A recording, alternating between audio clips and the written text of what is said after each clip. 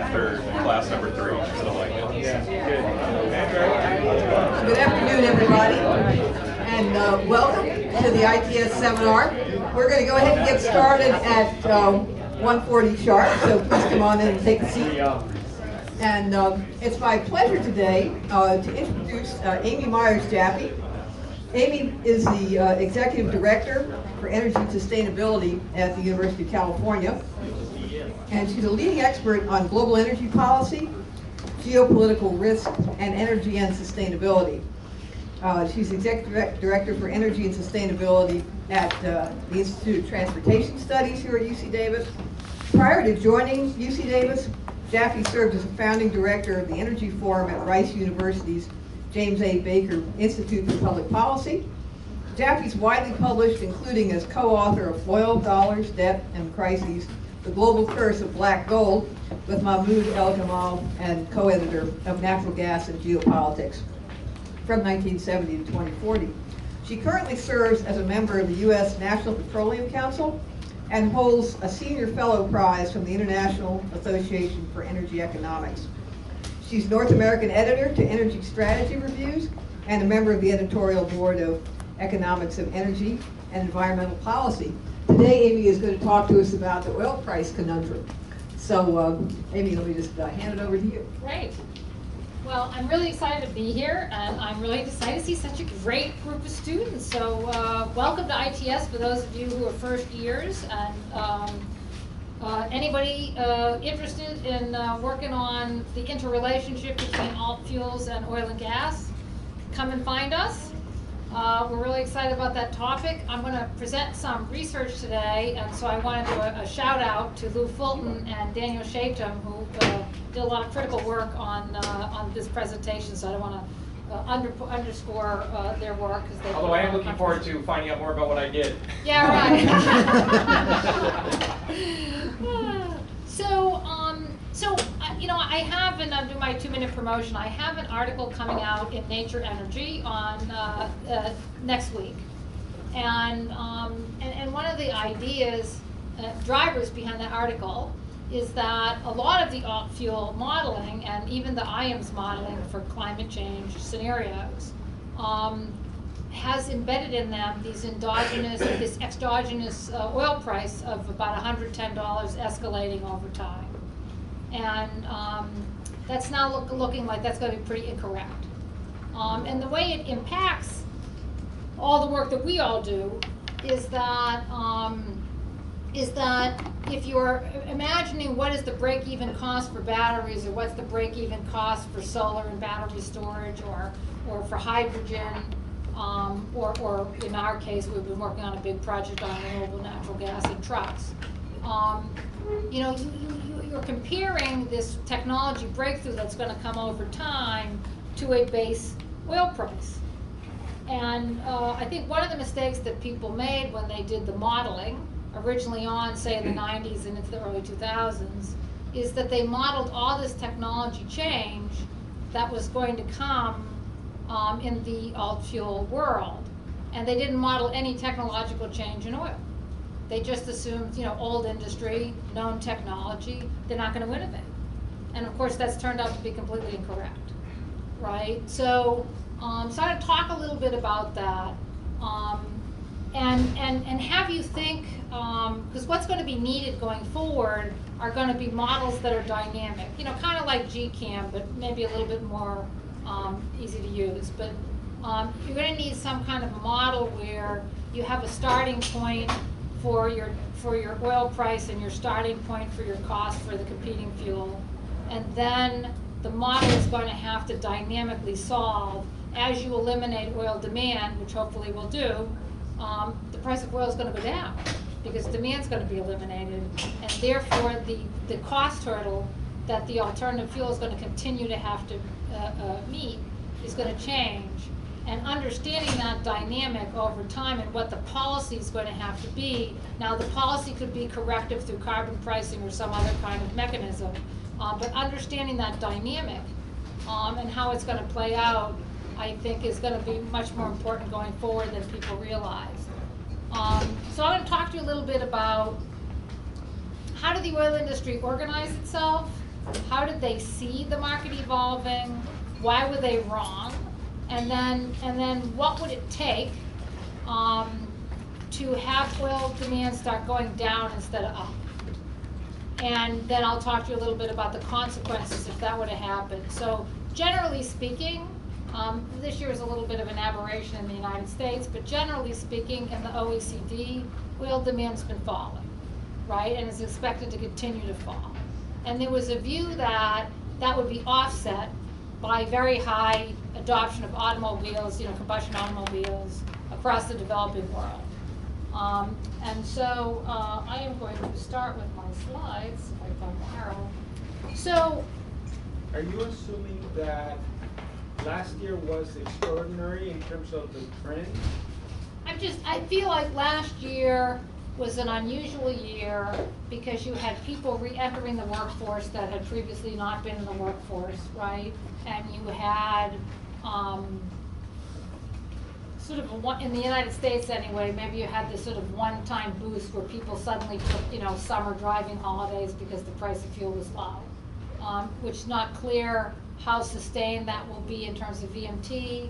And even if the VMT was a little sustained, over time, the vehicle's performance is going to get better over time.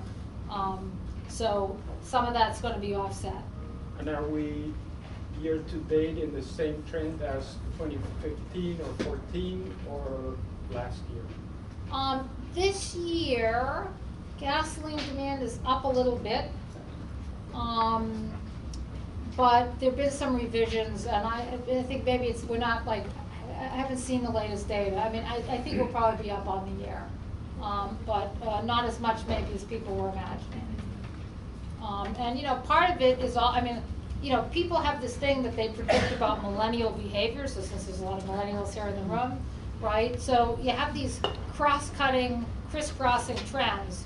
Millennials are not having cars, and so therefore we're all thinking of that as lowering VMT, and even with ride sharing, hopefully lowering VMT, though I think the jury's still out a little bit on that. There's a guy, Steve Polson, has done some very good work in that area if somebody likes to read on that topic.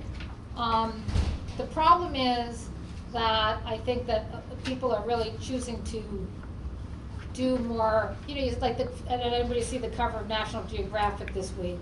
It's about how millennials are discovering the outdoors, and it shows, people who've been hiking all for, and camping, right? Well, hiking and camping, how do you get there? You drive there, right? So there's just a lot of recreational travel and experiential spending that's increasing oil use. And again, unclear, how sustained that's going to be. But that's been, sort of what's been driving the trend. So, so this slide sort of illustrates, so the black line is the oil cycle from, say, 79 to 97. And then the red line was 98 to 2014, right? And you can kind of see when you superimpose them, and if you could had a magnifying glass, you could see all the different events that changed the price of oil, like wars and things of that ilk. You can kind of see that we were kind of doing a repeat of the last 20 years, right? Where and what actually happened?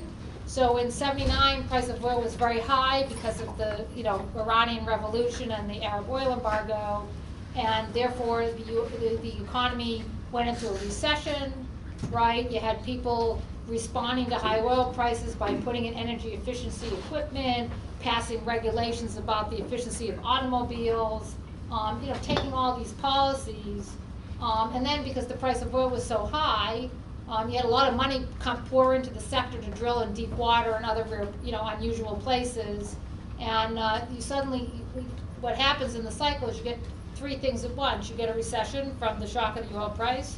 You get demand-reducing policies and technologies, which also lower demand. And at the same time, with a bit of a lag, you get increased oil supply from the increased drilling that was stimulated by the high prices.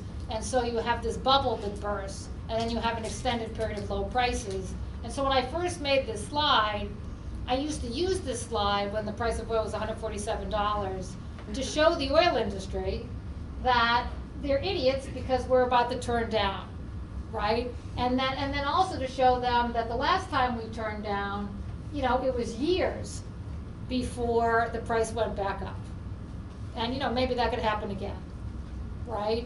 So what I'm telling people now is the interesting thing about technology is once you develop a technology, because oil prices are high, it's a better technology. No one's going back to a landline now, and the cost for iPhones, you know, falls over time. So, so what happens is you don't go back to the old technology or the old way of doing things. If you moved to live more denser or closer to your work, you don't then go back and, you know, buy a house to commute a long time. You know what I mean? Like, people change their behavior. So, so the question is, you know, when we look at it now, you know, my theory is, and it's a theory which I won't be able to prove for 10 years, my theory is that this time around, even though we've had the cycle multiple times since the 1880s, right, that this time around, we're having structural change in the technology available, and we're not going to have the same kind of cycle that we've had in the past, because this structural change is going to change people's perceptions about the value of investing to find more and more oil. It's not going to be considered, oil was always considered this appreciating asset, so the more reserves you had, the better, because it would eventually appreciate.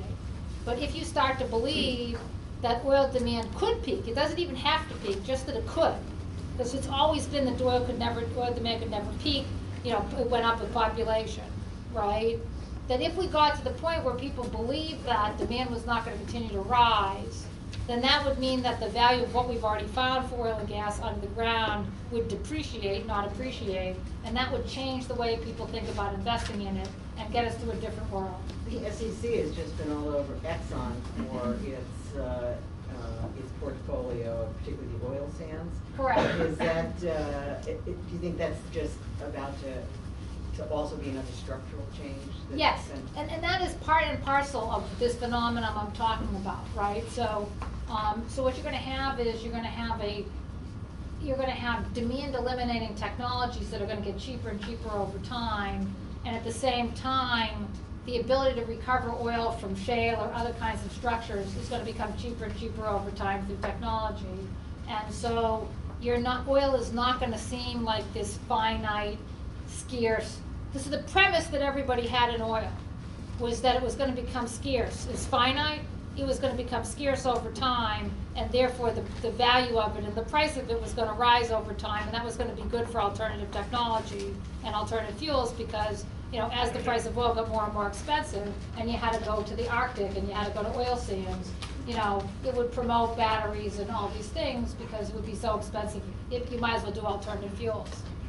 I just want to be clear, I'm understanding what you're saying. Is your hypothesis that the price is going to go down for all these factors that you just articulated, and that quantity transacted in the global oil marketplace is going to go down? Possibly, and so it's two different things, you're right, it's two different things. So the first one is the valuation of reserves under the ground was kept up by the perception that it was going to be scarce in the future.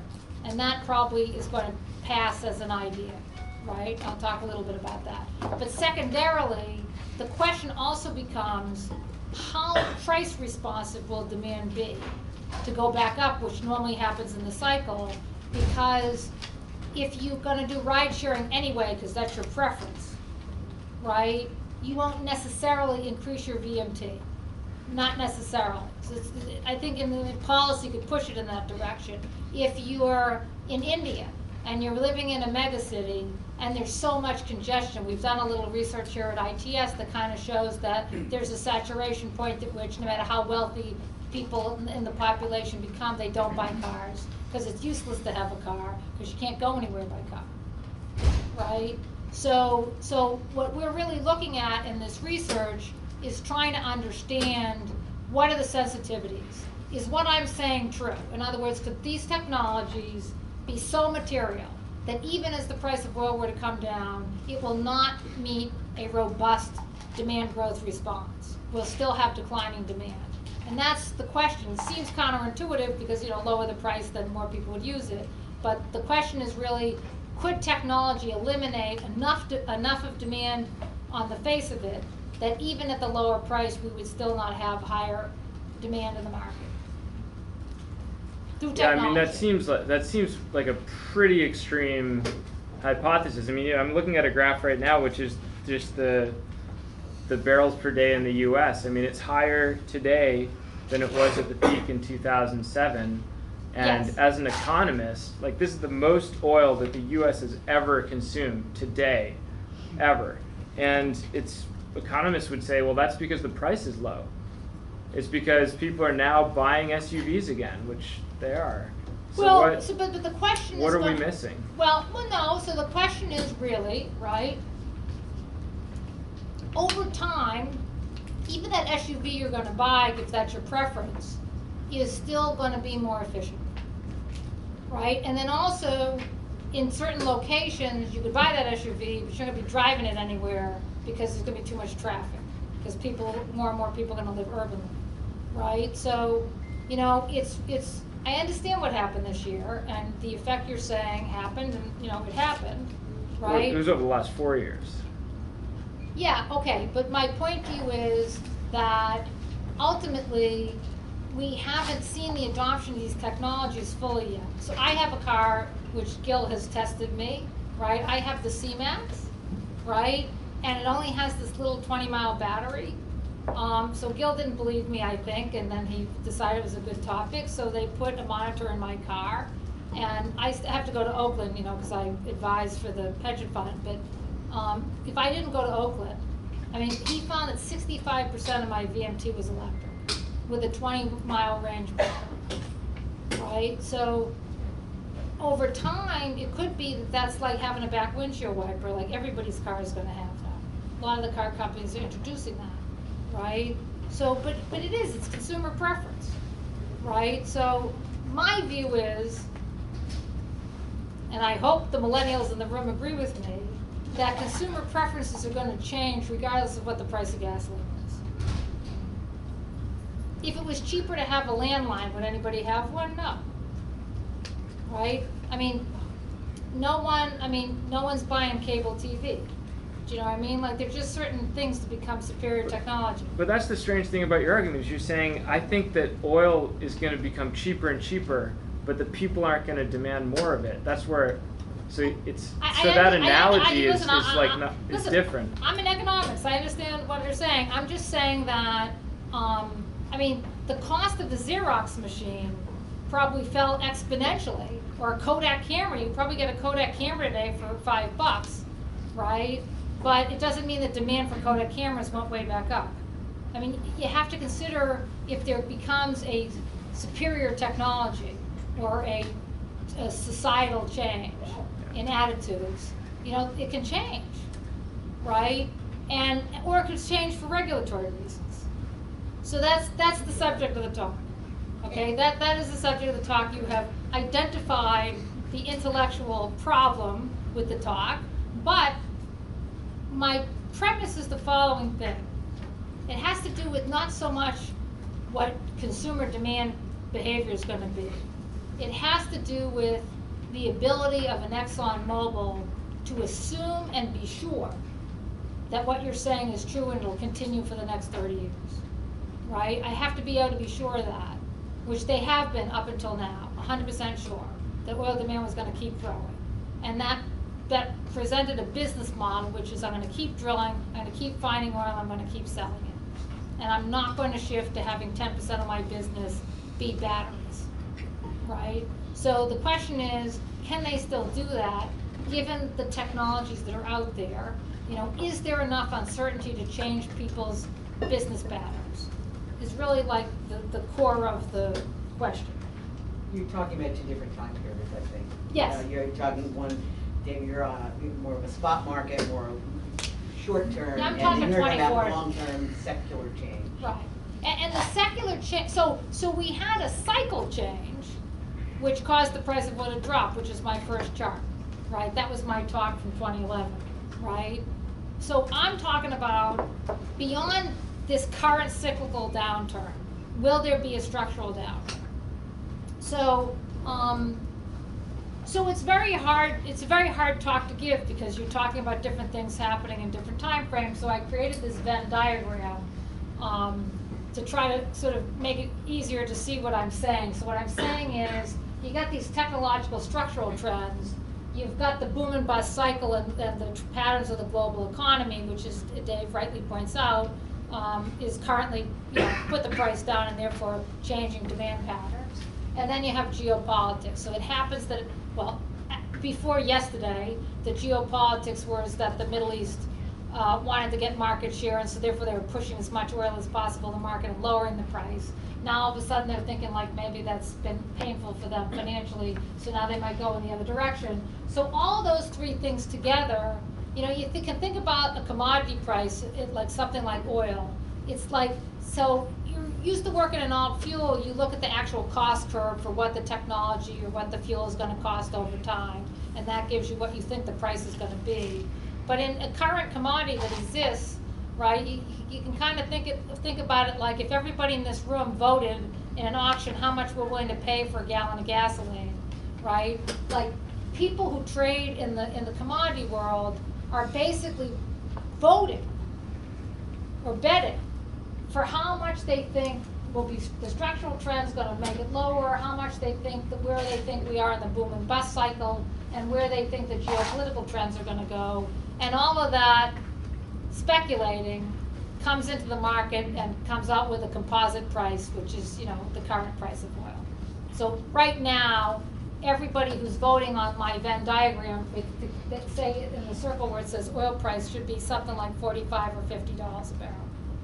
And when those same people voted that same concept and looked at all three of those things in 2011, they thought $100. Right? And so I'll talk to you a little bit about what's changed. So, so you have these sort of competing views of what the 2040 oil world would look like, right? You have the depressive factors, which is technology, which I've talked about, legislative by tax policy, I mean really basically carbon pricing. You have the fact that the trend line is that to do the same for each unit of GDP, and I have a slide on that, that we produce today, it takes a smaller amount of oil to create that output, and then this whole possibility of alternative energy and millennials rejecting car ownership and so forth, but the sort of standard storyline, which is very important and strong, is first of all there's been a very historical link between population growth and oil use, right? So most models that forecast oil use, are overwhelmingly influenced in sensitivity by your view of population growth. If we believe that population was going to peak everywhere and not just in the OECD, then you would have a very negative view on oil demand because you'd feel like population is not going to grow. So all of these models like Exxon and other people's models that show oil demand going up are highly sensitive to population growth and what their assumptions are about population growth, right? Second thing is part of that population growth story is that the emerging economies like India, Citibank just put out a big report on India and how much wealth is going to be created. They're growing at 9% a year, and there's all kinds of commodity outcomes of that. So the idea is as more people reach the middle class, per capita income on a purchasing power parity basis of something like $6,000 a person is sort of a tipping point to having wide adoption of vehicle stocks, right? More and more vehicle ownership. So the storyline for the rising demand is this, increase in the number of people, increase in the number of people who can afford a car. Yeah, go ahead. Why is policy? I mean, I understand that, like, obviously the impetus behind policy is often to reduce consumption, but why do you have that being solely a force that's pushing down? It seems like a lot of policy actually induces either price effects or things that increase consumption. So I'm kind of curious about that. Well, so one of the reasons why, not in the US, but in other markets, because oil demand globally is only up, I forget, somewhere between 0.5 and 1% this year, right? And that seems unusual, you know, because we've seen much bigger effect in the United States, and that is because a lot of countries had subsidies on fossil fuel, and they took this opportunity of having the price collapse to remove the subsidies because those subsidies were a burden on national budgets. And so to the consumer in those countries, they're not really seeing a drop in price, right? They're seeing, you know, kind of the same price, right? So, so it's just governments are more positively affected in terms of their budgets. I'm kind of assuming that most countries are going in the direction. We have the climate accords. A lot of countries are either lifting their subsidies or under pressure to lift their subsidies.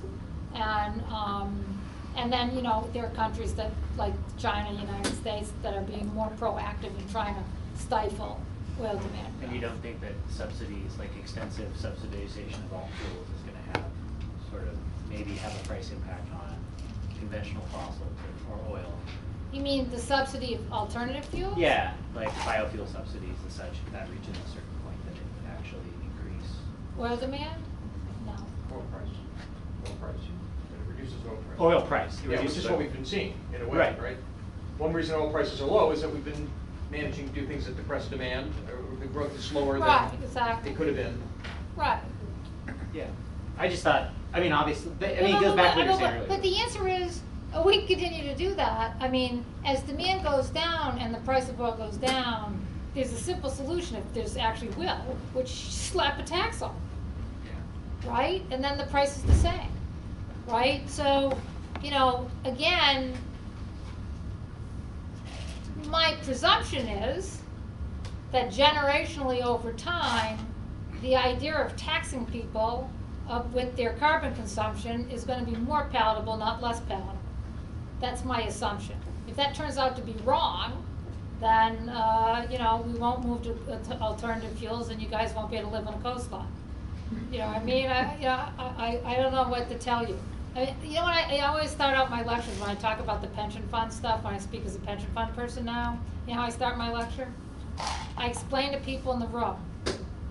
Because you know, when you're a climate denier, the thing you say is 2100. It's like 2100. Who knows what the weather's going to be in 2100, right? So this is food for thought. A baby born today is going to be Joan and my age, or maybe slightly older, in 2100. A lot older, but they, Yeah. but, Right. But they'll be alive. They could be alive. They could be alive. Yes. Right. Someone born today could be alive in 2100. Yeah, a lot of them will be. Right. And so we're not talking about some theoretical thing Some that's of going to us. happen. So it's no longer an issue for future generations. It is now an issue for people who are alive today.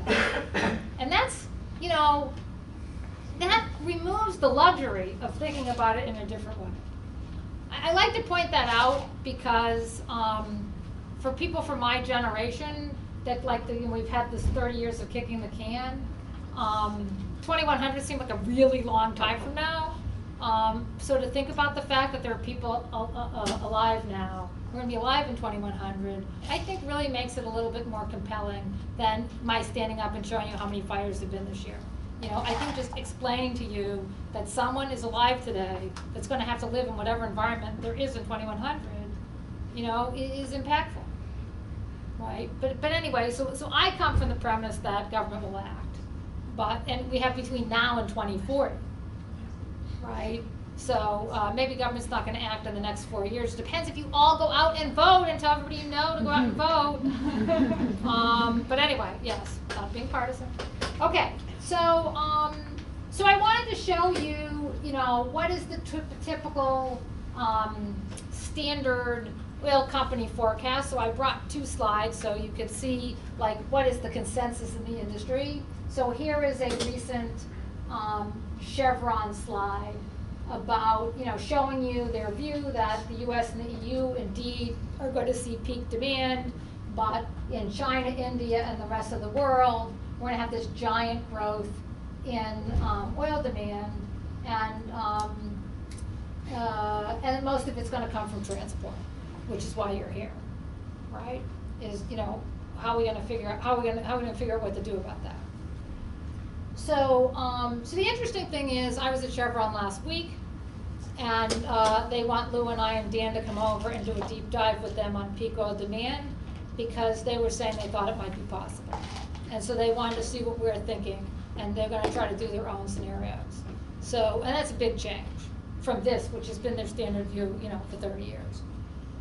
So Exxon, of course, is the, you know, as Nicole mentions, Exxon is, you know, out there really pushing the fact that we just don't understand that you can't do alternative fuels at the scale needed, and demand is going to rise exponentially forever.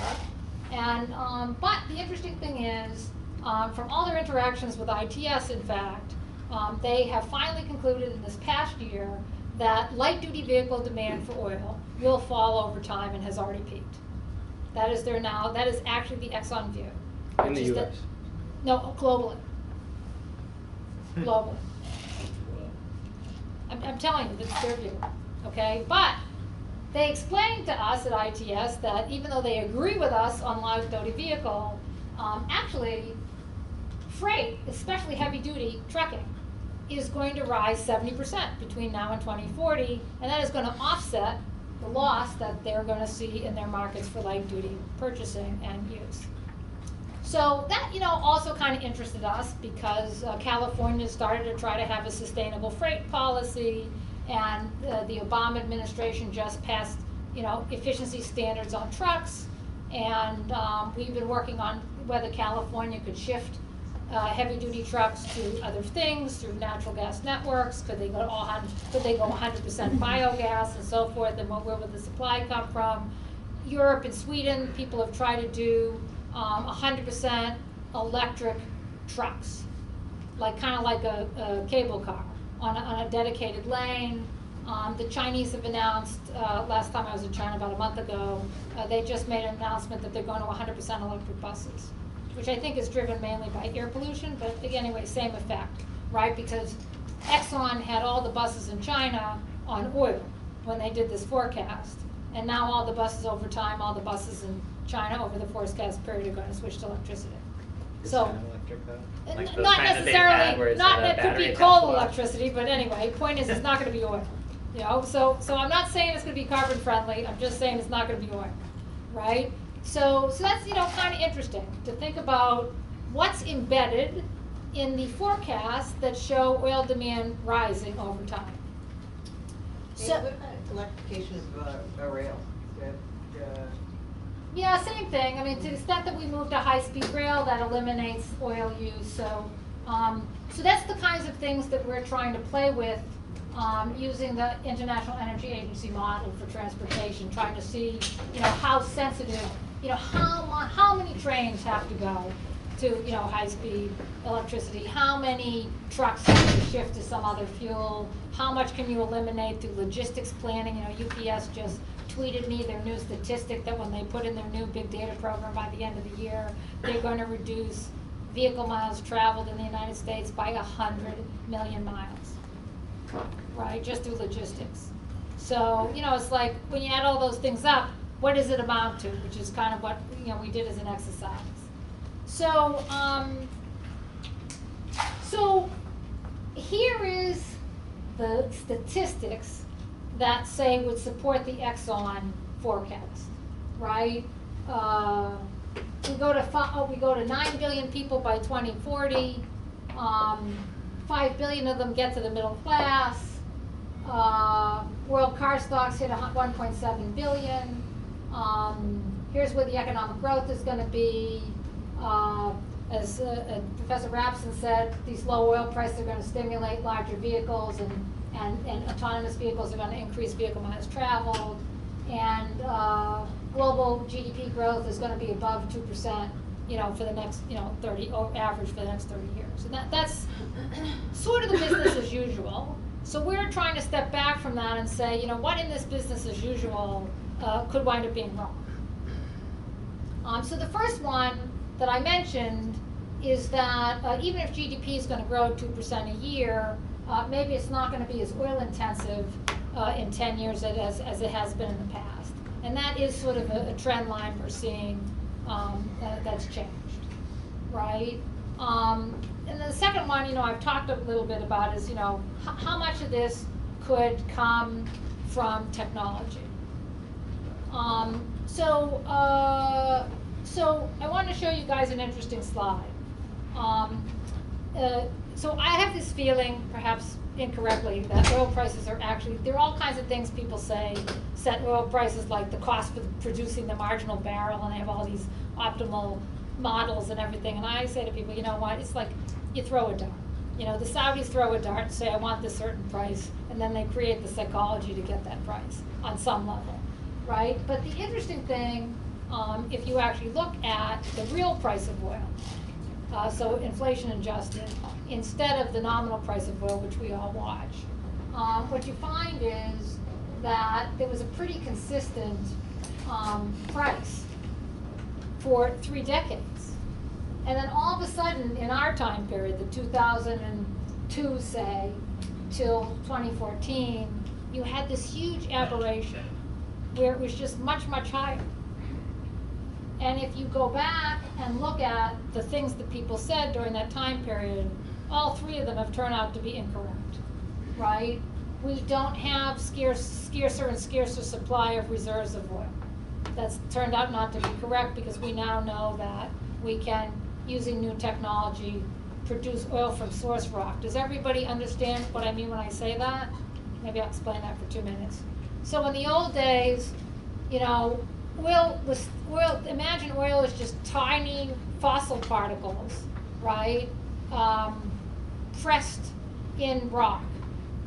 And then over the millions of years, the pressure of the Earth's gravity and heat and so forth forced some of it. Imagine like there were these like holes under the ground where you had rock layers and there was an earthquake or something else, something moved the ground, and so you had this like empty like pocket, just like a little like a little gap under the ground, and therefore all this pressure coagulated, and either natural gas or oil seeped into that little pocket, right? Thousands of miles under the earth. And now you're going to get some guy in a room, and in an oil company, he's going to figure out how to find the oil in that little pocket. So it's a little bit like a needle in a haystack. So they send these sound waves, down into the ground and try to figure out through, seismic technology where this little hole in the ground might be, and then they drill, and 3 out of 5 times or 2 out of 5 times they'd actually find the hole that had the oil in it, right? But imagine how revolutionary it would be if, instead of looking for that hole, you could just say, hey, anywhere where the oil is stuck in the rock, we can produce the oil right from the rock. We can do this thing that causes the oil to just come out from all the little tiny millions of little tiny particles in the rock could be produced. And that means you could basically almost produce oil anywhere there's ever been oil anywhere. And that is really what's happened in the United States, and eventually it could happen globally. So there's no way for anybody to believe that we're running out of oil, because we can produce it from the actual source rock, and it's just endless. I mean, it isn't endless, but I mean, for all intents and purposes in our lifetime, it's not finite, right? So that means peak oil theory is wrong, right? We can all see what happened to China's economy, right? And then this idea that millions of people, we couldn't find enough people to work in the drilling sector in the oil industry. Well, now everybody's unemployed. So, that was always wrong, but that was what people said. So, in a nutshell, the average price of oil over time has been about $22 to $23. Inflation adjusted, that's about $33 today. So if you figure there's a $10 war premium that usually hangs on the price of oil, we're not too far off the average historical mean for the price of oil today. So, as I said, people are starting to challenge this sort of conventional wisdom about what might happen in oil demand. And, you know, there's this sort of S-curve idea that's out there in the market where we're finally gonna hit this moment in time when like combination of solar and battery storage is so cheap. It's just gonna wipe fossil fuels out and it'll be like an S-curve. Like it'll be slow and then then the whole system will just convert over. You know, that's sort of like people's best hope of how it would play out, right? And the question is, you know, what would that look like? So, these forecasts are kind of interesting.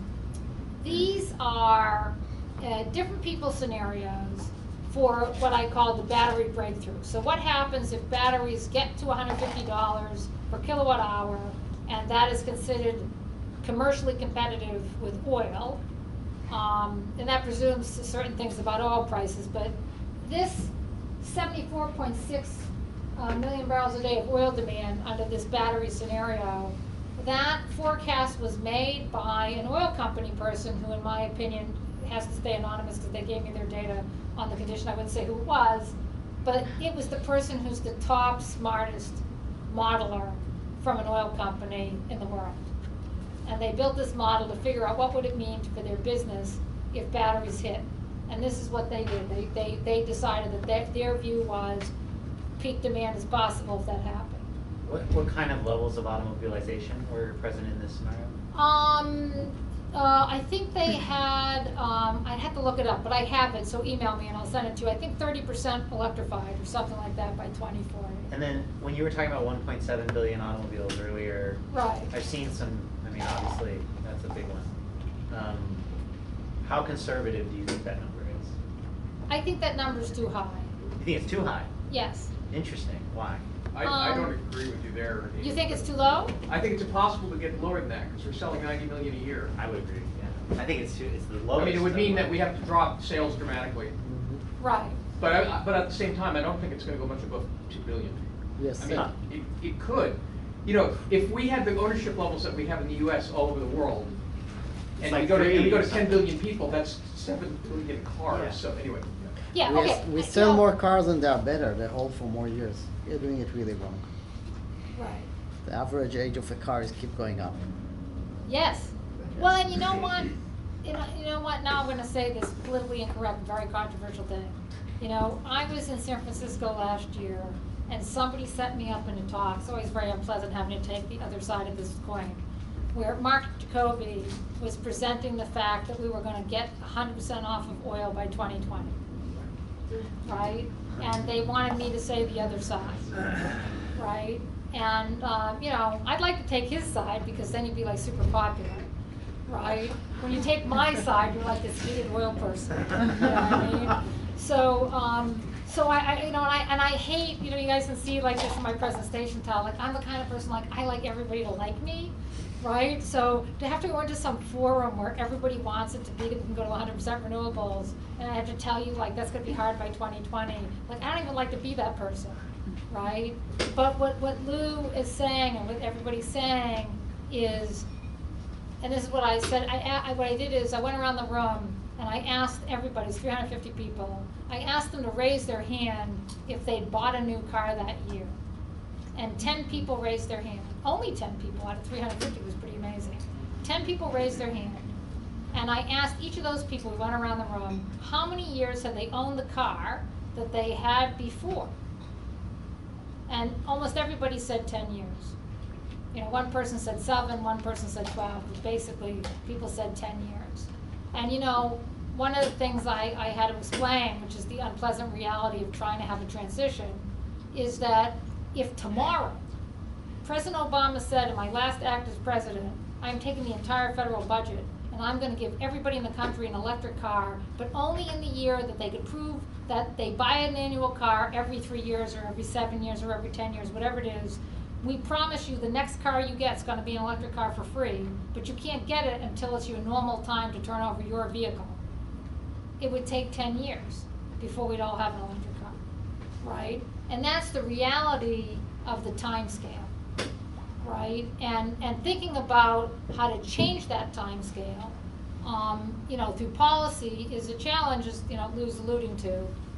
So So these scenarios that I have up here, that have these different views of what oil demand might be, are assuming, not much more policy than there is today. And even this one for batteries, which is the 74.6, does not have that strong a policy override. It's really more technology breakthrough, that scenario. This looks more like, it looks like renewables replacing coal, essentially. And Right. The oil and gas line shares don't change that much. Yeah, not that much, right. And I think that that's really, fundamentally the challenge because of these car numbers and because so much of the fuel stock, the car stocks are, ICE engine, right, is the transition time is, it can be very long.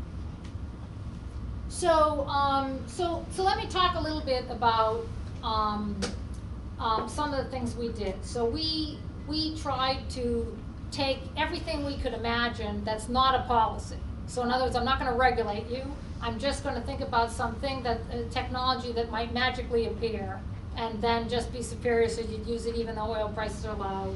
And we tried to, each of these lines represents our attempt to peak oil demand, which was very hard because the population impact in the model keeps trying to reassert itself after 2030, right?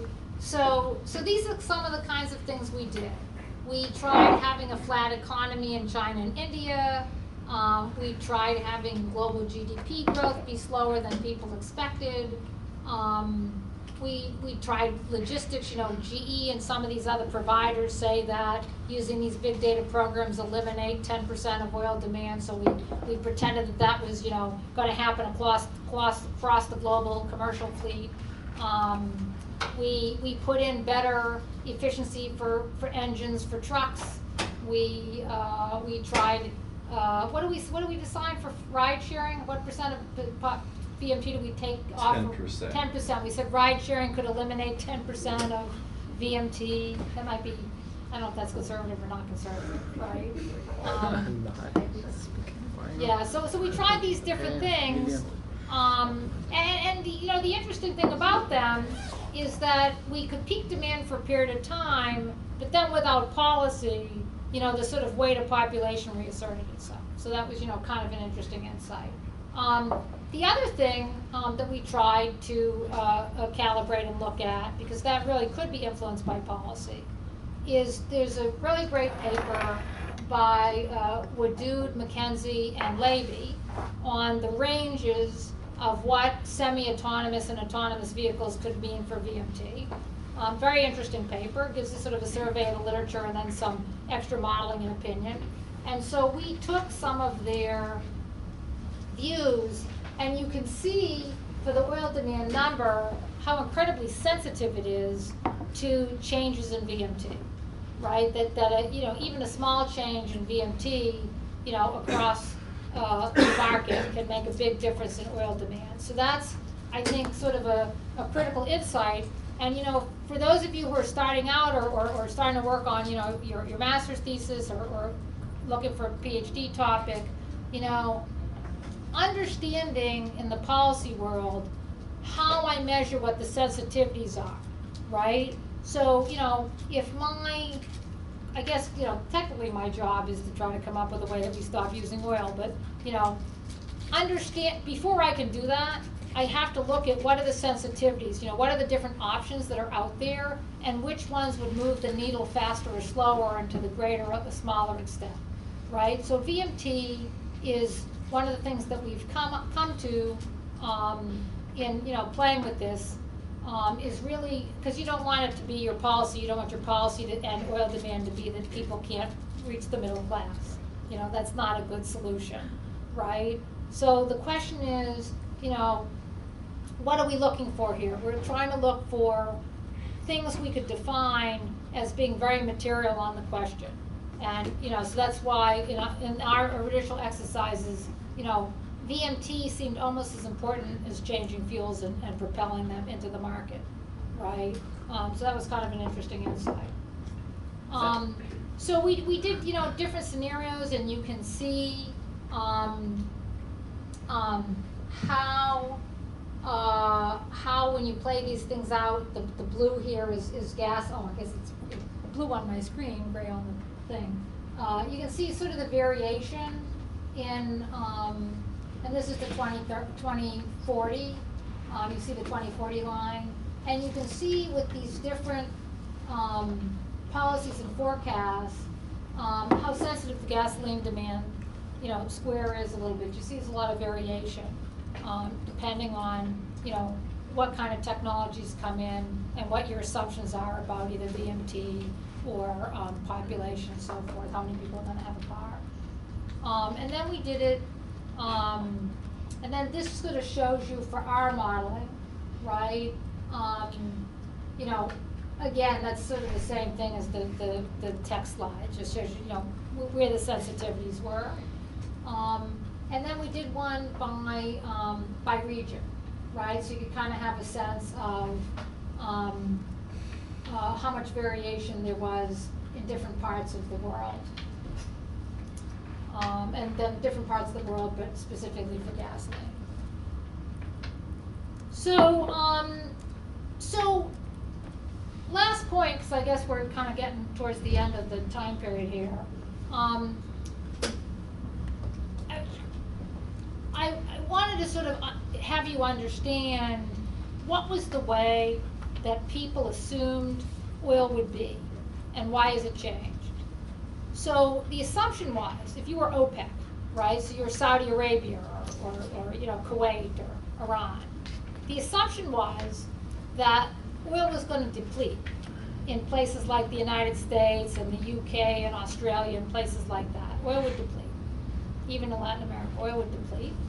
And because I knew that oil was going to deplete, in the Arabs' case, they thought oil was going to deplete in 2010. They were very specific, right? When I first came to the business in the 1980s, everybody explained to me that oil was going to deplete in 2010, and even if OPEC couldn't make a solid agreement, all they had to do was wait till 2010, and then they were going to be rich as Croesus because the oil would deplete, and they'd be left with the only reserves left. And literally, the entire oil industry has organized itself around that principle for 30 years. That it was going to deplete in certain places, that the rest of us were never going to be able to figure out how to do alternative energy in a cheap way that would be cost effective with oil, because all they had to do was drop the price, right? And therefore, it was just a matter of time. OPEC had just to wait its turn, everything else would deplete, and then they would get to produce their reserves and pick whatever number they wanted, right? And some of us would talk about substitution effects and that, when they put the price too high, it causes substitution effects, and they would laugh at us. But the answer is, to the extent that there's uncertainty about how much oil demand growth there would be, again, it doesn't have to be that we know for sure it's going to peak, just that we're not 100% sure whether it could or couldn't peak. Then this idea, and we already know there's not going to be this depletion effect because we know about shale and these other, source rock that's available around the world. So now I'm OPEC, and I don't have the benefit of depletion anymore. Now I have to think about the fact that I get 100 years of oil under the ground, and what's my best strategy, right? So if everybody was going to deplete, my best strategy was to hold my oil under the ground to wait for the higher price. But now, if that's never going to happen, the question is two things. Do I just, make a model and figure out what's the optimum rate of production over the 100 years? Because I think we're always going to use oil. But if I believe in climate change and I believe that there's really going to be a regulatory framework where people are going to actively try to eliminate demand, maybe I need to sell the stuff now while there's a market. And in the end, from now on, when you happen to read the headline about what's happening with oil, if you care to, follow that subject, you're going to notice more and more. You're going to notice Saudi Arabia, the young prince who's running Saudi Arabia, literally said, we have to see, we can envision the end of oil, so we need to monetize everything we have now. And then he wound up buying Uber. He wound up buying a share in Uber, right? He's trying to sell a piece of the Saudi oil company to the public and take the money and buy a share in Uber.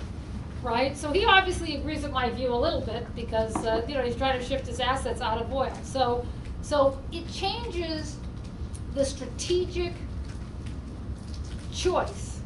And the way I make an analogy, and then Dan's going to show you a model that sort of sets this up. I tell people, you have to think about the oil industry like a game of musical chairs. For the last 30 years, for those of you, everybody know what musical chairs is? I know not everybody grew up in America.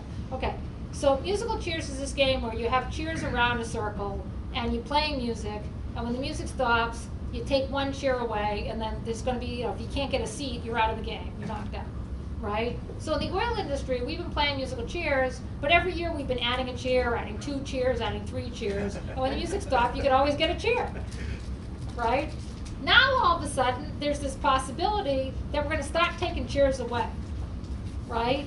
So now it actually matters when the music stops.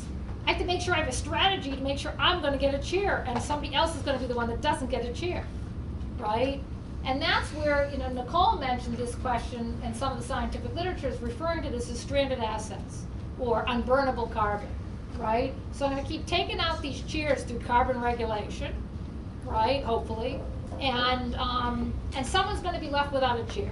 And I tell people, when people talk about, U.S. production's down and so forth, that I feel like that's going to work itself out through technological improvement. Eventually, we're going to get to the point where that's a cheaper reserve, right? And it can be produced, once I decide I can spend, I can produce that reserve in 1 year. If I want to do the Arctic, it could take me 10 years to prepare the project. I decide I'm going to drill in the Permian Basin in Texas, that's a 6-month thing, right? So I explain to people is, imagine these shale guys have a soccer lawn chair on their back, and when it's the right price, they're just going to put it down, and they were still in the game, right? So there's been this big question about whose assets are going to be stranded. Is it going to be Exxon because they have too much in the oil sands or too much in the Arctic, in Russia? They have a lot of reserves in Russia and Arctic, right? Or is it going to be Saudi Arabia because they've got 100 years? Right? So the question is whose assets are going to be stranded is affecting everyone to think about what they should be doing given the fact that it should be stranded. And then say you're an oil refining company. There are, I think, 6 or 7 companies that refine oil at facilities in California.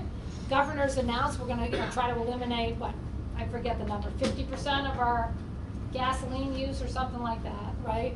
So if you are one of those 6 companies, do you close your refinery? Do you try to, Exxon just sold theirs. Probably not coincidental, right? Like, is there going to be, you're not going to need all those refineries. Right now, they're exporting their gasoline to other markets. They're exporting diesel to Latin America. But at some point, are you going to want to own a refinery in California? Maybe you're only going to want to own a refinery in India, right? Like, maybe it's going to matter where your asset is, because demand's going to fall some places and rise other places. So I tell people, it's my joke, that in the oil industry, they had strategic planning departments, but they didn't actually have to do strategic planning, because strategic planning was, there's going to be a lot of demand for oil and we should find more. And what's the strategy for that? That was the strategy. So it seems like one thing that's affecting these transitions is going to be stranded assets on the top end from the oil companies. Correct. I was curious about, I mean, a lot of talk we're having now, though, is a lot about equity and distributional impacts of some of these policies, and stranded assets not at that end, at the bottom end. I mean, like people, small holders who are left with trucks that are now not eligible to drive. So I wonder, like, Right. what's the effect of the stranded assets on the other side? I mean, do you think about that much as far as affecting? In terms of vehicles? Yeah. I mean, on the commercial side, the vehicle fleet turns over 3 to 5 years in trucks, for example, right? Because they drive so much more than personal automobiles. Some of them. Yeah, some of them, right? So I kind of feel like because vehicles expire relatively quickly compared to capital infrastructure, oil refineries, they've been around for 60 years. Even a power station, it's got a 20 to 30-year life, right? Vehicles is a shorter lifespan, and we're talking about a multi-decadal transition. So I don't so much see the vehicle stranding as that much of a problem. Although in your scenario with a very fast logistic curve, if we get to that, then, if we suddenly that's go true. from 2% to 50% electric vehicle sales in 5 years, you will have some vehicle stranded asset issues. But that's fuel exactly, I think, the weak point of all of this theory, peak oil never happened because its economy is not working this way. Demand Right. goes up, price and alternatives. The same thing with this fire sale notion is not going to happen because if oil price is going to be lower, it will be much harder to introduce the substitute. It will be much harder to introduce the Right. electric cars, and things will balance again. And the same way it was balancing against peak oil, it will balance against this fire sale thing. So I So agree it's not with going to that. happen to both No, extremes. so and I agree with that, but I believe that there's gonna be these periods of volatility. So you're gonna have the price of oil go down, and all of a sudden people are gonna move away from these substitutes, right? But then, because of the structural thing I'm saying here, people are gonna be a little afraid to actually drill in the Arctic or drill in some of these places, because that could eventually become a stranded asset, right? And also you're gonna have the technology costs come down over time, right? So the competition point, in my view, is gonna get lower and lower in terms of the price. Yeah, but the technology cost will not go down if you don't introduce it in large numbers. Right. It's all balanced of one way Yeah, or that's another. true. Well, and I think what'll happen is you'd have, because the technology exists, right? It exists, and that, you know, when you're doing modeling, when you're doing the economics modeling, you always have to put in a backstop technology. And so what's gonna happen is the price of the backstop technology will come down, right? And so what's gonna happen is you're gonna have the price come down, and that's gonna slow the backstop technology. And then that's gonna raise the price of oil again, as people move back to ICE engine. And then the price goes up, and then you're gonna have the same process, and you're still gonna have the cycle, right? The way, I should make a chart that shows this. My thinking about the cycle is, imagine that every time the price of oil and demand goes back up, it's just gonna be a little lower. So you're gonna have like this thing, that's up and down, but it's gonna be up and down on a slope down over time. What's the potential for turning these stranded assets into like national security governmental assets? You know, it's beneficial from like a domestic security standpoint to have additional assets of whatever type of energy on hold. So what's the potential like for Well, changing so these some stranded people assets? have theorized that governments will wind up with the stranded assets, even accidentally, not even on purpose. In other words, I have to have a healthy industry because for defense reasons or for whatever reasons, I have to have a certain amount of oil refineries, I have to have a certain amount of production capability. And so probably it's gonna be government-held assets that are gonna get stranded, not so much the corporate assets, because the corporations can pivot themselves, right? Whereas governments are not gonna pivot. You know, the government of Saudi Arabia is trying to pivot, but what can they do? They have 100 years of reserves. You know what I mean? So, Maybe just one question on the risk idea with oil. It's going to get riskier to explore more, to Right. find more oil, and the alternatives all have been suffering from a perception of lots of risk and people not wanting to invest in them for a while. So I wonder if there'll be some role for whether government will have to make a choice as to what they're going to tilt the risk proposition. well, that's an interesting question. So, you know, as some of you might know, I just did this op-ed personally, but I'd be interested in other people's views. Personally, to me, I think that's a question of carbon pricing, right? That if you're a government and you want to have an influence on this process, it's going to be very important, specifically because of what I'm saying, to be able to level the playing field for the alternative substitute fuels. If you're desiring the substitute fuels, then you're going to have to price the externalities such that you're going to take away the imbalance. And my argument would be, right, I'll see if everybody disagrees with me, my argument would be, as the price of all this stuff gets lower, including the oil, the cost to the economy and to everybody of putting on a carbon price becomes easier, right? Because you're going to be able to do it at this, you know, sort of lower and lower level, because the technology is going to be cheaper and the substitute technology is somewhat cheaper. And so therefore, you know, these days when I said we need $120 per ton carbon price to really make any of this fly, No one says that anymore. I don't think the going rate now in the oil world is to think it has to be $80, right? But, you know, so the number at which we have to price carbon maybe also gets lower. But I don't see how you do it without pricing carbon.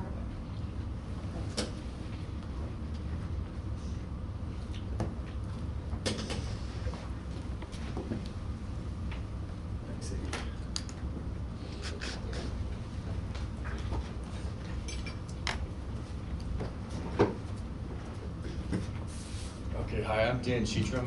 Amy's done a great job setting up the background for the presentation that I've prepared, so I'll skip ahead a bit. I just want to revisit what Amy mentioned about the conventional view of the oil world, that we're in the situation with easy oil in the United States, Canada, Latin America, that's in danger of running out and then would be held hostage by OPEC member countries that have all the bulk of reserves that wouldn't be exhausted so rapidly. In that situation, they would have a strong incentive to defer their production until after the rest of the world runs out of oil, and they can kind of rule the roost. They've got all the oil, they're the only people who have it, and they can charge what they want to maximize their profit from their reserves. But recent events are kind of changing our understanding of that nature of the oil market. We've got the shale boom that's increasing our understanding of reserves in the United States, Canada, can happen in Australia, all over the world. And we've also seen that the outlook for growth around the world is being downgraded. We're not expecting China to grow economically as fast as we were before. That has consequences for a lot of people who are currently poor that we were counting on to go into the middle class and get richer and buy cars and drive around a lot. If that doesn't happen at the rate we were expecting before, that has consequences for how oil demand is projected to increase in the future. And also, we're sort of losing our taste for oil. We've got policies that are designed to keep the oil in the ground, to discourage use. So it's less appealing to use because of the carbon concerns, and there's going to be less money around to spend on oil by people who have been counted on to move into the middle class. So considering those two sources of reduced demand outlook, we've created a model that considers the implications on crude oil production strategy. And so we take a model that's about 40 years old. This is a classic economic model about the optimal extraction of an inexhaustible resource, is one of the full titles.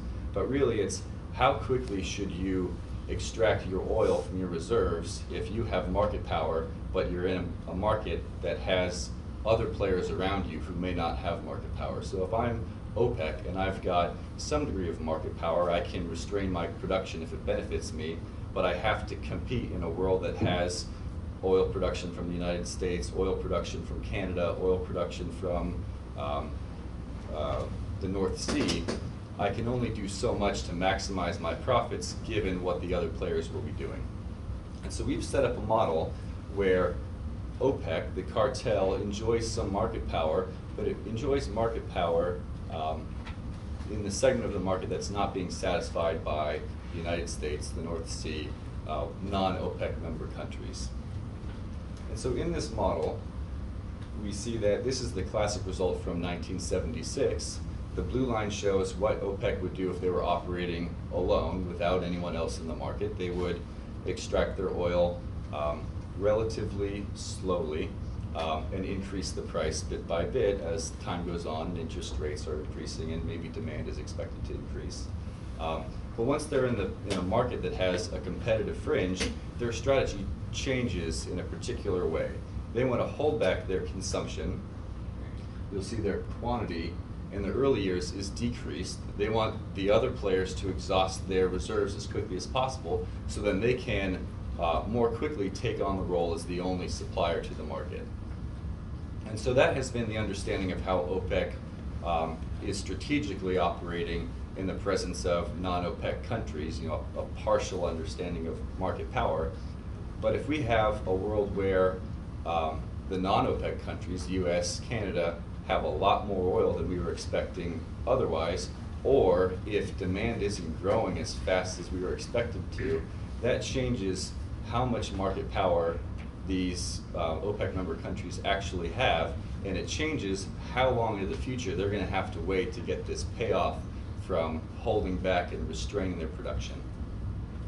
So the black line is the same as before. That's the standard OPEC production path in the face of competitive fringe. But the blue line here is what happens if demand is falling. And so you'll see that the quantity produced by OPEC increases in the near term, and they delay, or the time in which the fringe is exhausted takes much longer.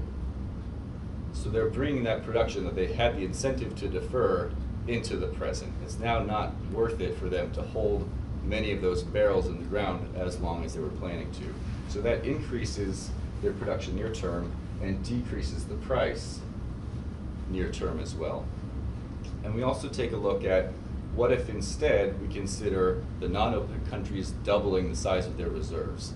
That also has the effect of OPEC, in response to that, the payoff to holding your barrels underground longer is diminished, because now the time when the rest of the world will be exhausted is much later in the future, and so it doesn't pay off as well to restrain your production. So they also increase their production near term due to that, and that has a slight impact on the price also. And you see a longer duration until the switchover for when the non-OPEC countries are exhausted.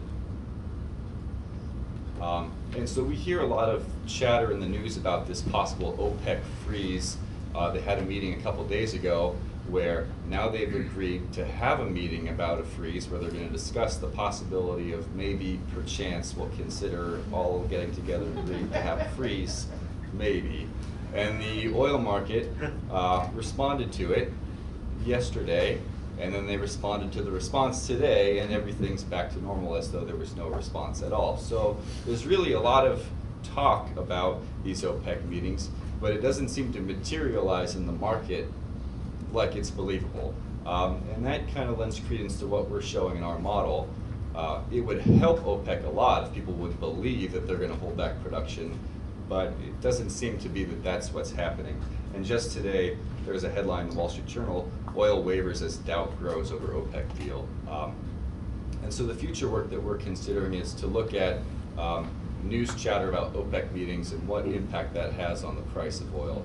And that's another further extension of this work that we're considering. And Amy has touched on these conclusions quite well, so I'll leave it at that. Yep. I don't mean to cut you off here.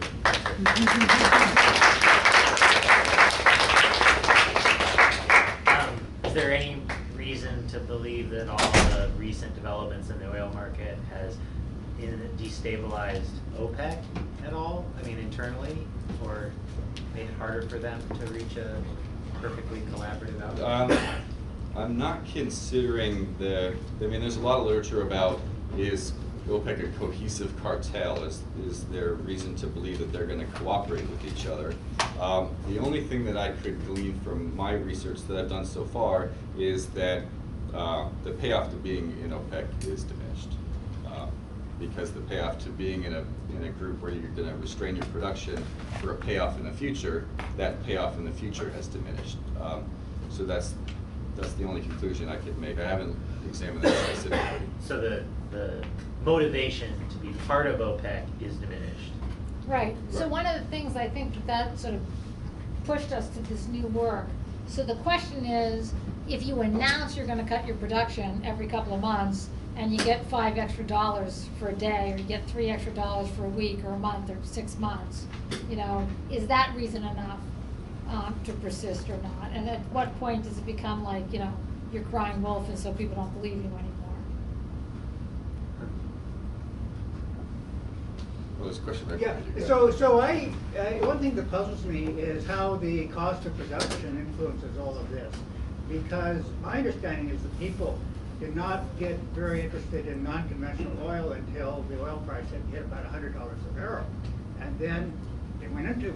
So the unconventional oil must cost considerably more to produce than just pumping liquid petroleum out of the ground. And the question is, how much more expensive is it? And as cheap oil runs out, the price of oil intrinsically is going to go up. So the whole cheap oil argument, right? We've run out of cheap oil argument. Well, we're starting to run out of cheap oil. Well, hear me out, okay? So it depends on your view of technology, right? So there was this belief that the price of oil could never go below $80 a barrel because you needed the oil from the Canadian oil sands and you needed oil from deep water in the Arctic, and that cost $80 to produce. Right? That turned out not to be right for many different reasons.